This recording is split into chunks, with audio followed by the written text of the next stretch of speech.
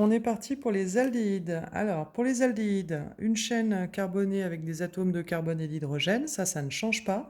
Et par contre, à un moment donné dans la molécule, vous allez avoir C double liaison O avec un H à côté. Donc tout ça, il faut repérer vraiment tout ça. Vous voyez qu'ici, on n'a qu'une liaison, ça veut dire quoi? Ça veut dire que le groupe carbonyle caractéristique de l'aldéhyde, il est forcément en bout de la chaîne. Soit au début, soit à la fin, mais forcément en bout de chaîne. Au niveau de la nomenclature, on garde la base de nomenclature qu'on avait pour les alcanes, mais comme pour les alcools, eh bien, la terminaison sera différente. Ici, ça se terminera en al. Là, par contre, on n'aura pas de position. Pourquoi? Parce que comme c'est forcément en bout de chaîne principale, eh bien, ça sera forcément sur le carbone numéro 1. C'est lui qui imposera le début de la numérotation. Donc on y va. Ici, CWO avec un H à côté, il est ici, mon aldéhyde, mon carbonyle. CWO avec un H à côté, il est ici. CWO avec un H à côté, il est ici. Vous voyez que j'ai mis différentes façons de le représenter, mais dans chacun des cas, c'est bien un CWO avec un H à côté. Que le H soit collé sur le carbone, version semi-développée, ou bien que le H soit dissocié, version développée. Alors on garde le même réflexe de nomenclature, c'est-à-dire qu'on va chercher la chaîne carbonée la plus longue. Une différence par contre, c'est que ici, ce carbone est forcément dans la chaîne principale. C'est-à-dire que je ne pourrais pas choisir ça comme chaîne principale, je suis obligé de partir d'ici. Alors je regarde soit 1, 2, 3, 4, soit 1, 2, 3, 4. C'est comme vous voulez, mais on est obligé de partir de là. Donc je vais choisir par exemple cette chaîne carbonée ici. 1, 2, 3, 4, butane.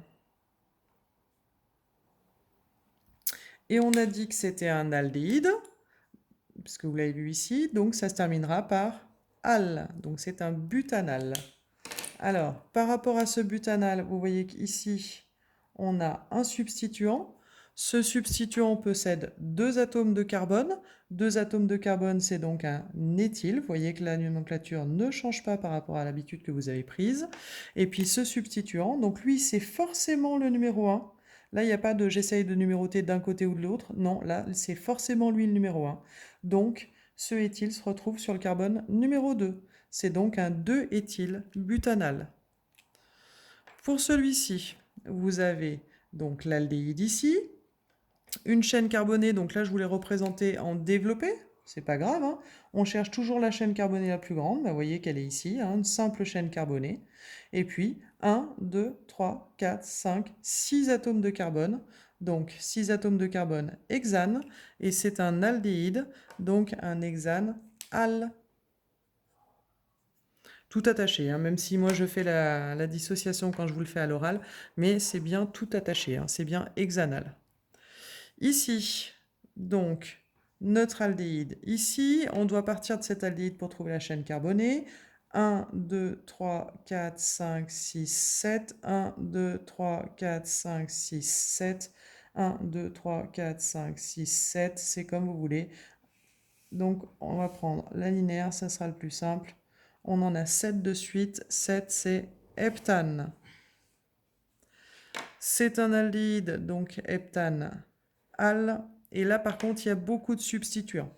Alors, au niveau des substituants, vous en avez un ici, un seul atome de carbone, c'est un méthyle. Un autre ici, un seul atome de carbone, c'est un méthyle. Un autre ici, un seul atome de carbone, c'est un méthyle. Donc des méthyles, j'en ai 1, 2, 3. Quand j'ai 3 substituants identiques, on met tri. Il s'agit donc d'un triméthyle. Il va donc y avoir 3 chiffres devant pour indiquer la position de chacun de ces méthyles. Je ne peux pas commencer par ici, même si ça ferait plus petit, parce que je dois forcément commencer par l'aldéhyde. Donc 1, 2, 3, 4. Il y en a un sur le 5 et les deux autres sont sur le 6. Donc c'est un 5, 6, 6 triméthyle. Malheureusement, c'est pas fini, puisque vous avez ici deux atomes de suite.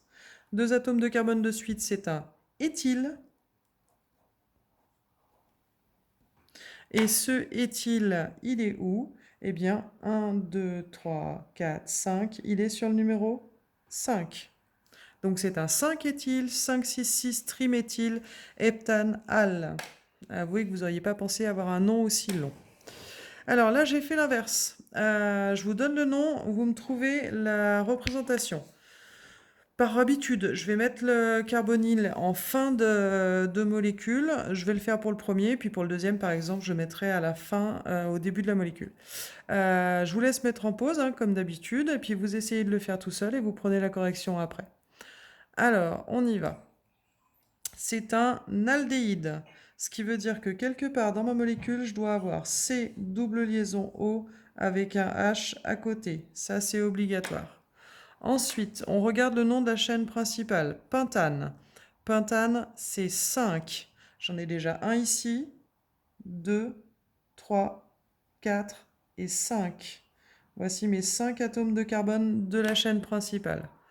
Et par rapport à ça, je vous ai mis des substituants. Sur le carbone numéro 2 et sur le carbone numéro 3, je vous ai demandé de mettre des méthyles. Ça, c'est forcément le carbone numéro 1. Donc le carbone numéro 2, c'est celui-ci. Le carbone numéro 3, c'est celui-ci.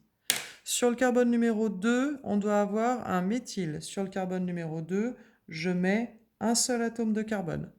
Sur le carbone numéro 3 aussi, je dois avoir un méthyle. Donc sur le carbone numéro 3, je vais mettre un seul atome de carbone. Moi, je les ai mis en haut, vous auriez pu les mettre en bas, c'était exactement pareil. Ensuite, sur le carbone numéro 2, je dois avoir un éthyle. Donc là, je dois avoir quelque chose d'autre. Éthyle, c'est quoi? C'est 2 atomes de carbone à la suite. Donc là, je dois avoir 2 atomes de carbone à la suite.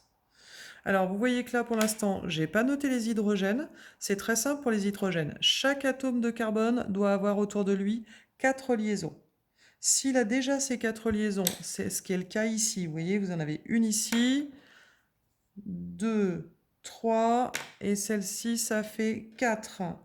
Il en a déjà 4 liaisons autour de lui, donc il n'a pas besoin d'hydrogène. Pour celui-ci, il n'a qu'une seule liaison. Pour arriver à 4, il lui faudra donc 3 hydrogènes. Pour celui-ci, une seule liaison. Pour arriver à 4, il faudra donc 3 hydrogènes. Pour celui-ci, 2 liaisons. Pour arriver à 4, il lui faut donc 2 hydrogènes. Ici, une seule liaison, donc 3 hydrogènes. Ici, 2, 3 liaisons, donc un seul hydrogène. Pour celui-ci, 2 liaisons, donc 2 hydrogènes. Et pour celui-ci, une liaison, donc 3 hydrogènes. Voilà votre molécule qui est un 2-éthyl, 2,3-diméthyl pentanal. Allez, pour le dernier. C'est un aldéhyde. Tiens, j'ai dit que j'allais commencer au départ. Donc un aldéhyde, là, cette fois, j'ai envie de le mettre au début. C'est comme vous voulez, du moment qu'il est à un bout ou à l'autre de la molécule. C'est un heptanal. Hept, c'est 7. J'en ai déjà un ici d'atomes de carbone. Donc il doit y en avoir 7 en tout. 1, 2, 3, 4, 5, 6 et 7. Ces 7 atomes de carbone, ils sont notés. Donc ma chaîne principale, c'est bien une chaîne en 7. Par rapport à ça, j'ai un substituant ici qui est un propyle. Le propyle, c'est 3 atomes de carbone à la suite. Et il est où ce propyle? Il est sur le numéro 2. Je vous rappelle que celui-ci, c'est forcément le numéro 1, donc le numéro 2, il sera ici. Sur celui-là, je vais devoir mettre 3 atomes de carbone à la suite. 1, 2 et 3. J'aurais pu tourner ici aussi, c'était pas un problème. Allez, je termine avec les hydrogènes. Je vous rappelle, il faut qu'on arrive à 4. Celui-ci, une liaison, donc il lui manque 3 hydrogènes. Pour celui-ci, 2 liaisons, donc 2 hydrogènes. Pour celui-ci, 2 liaisons, donc 2 hydrogènes. Pareil, 2 hydrogènes et 2 hydrogènes aussi. Celui-ci, 2, 3 liaisons, donc un seul hydrogène. Ici, 2 liaisons, donc 2 hydrogènes. Ici, 2 liaisons, donc 2 hydrogènes. Et ici, une seule liaison, donc 3 hydrogènes. C'est terminé pour les aldéhydes. Prochaine vidéo, les cétones.